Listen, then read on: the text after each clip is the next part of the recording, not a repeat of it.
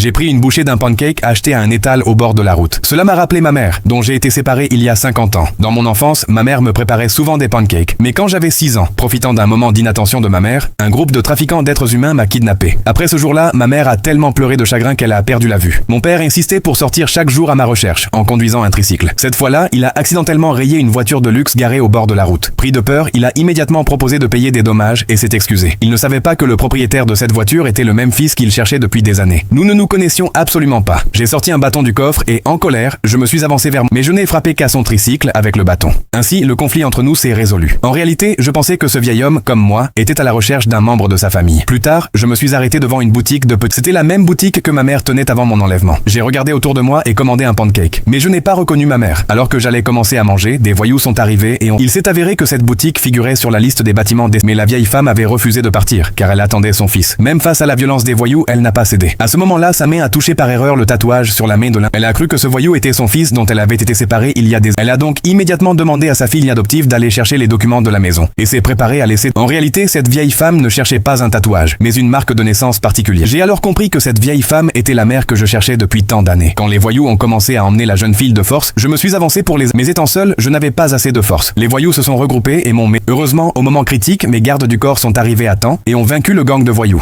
Entre-temps, mon père est rentré à la maison et a vu cette... Il a cru que le propriétaire de la voiture de luxe était venu réclamer une compensation. Et terrifié, il s'est agenouillé. Je n'ai pas pu supporter. J'ai réalisé mon erreur et j'ai révélé mon identité devant mes parents.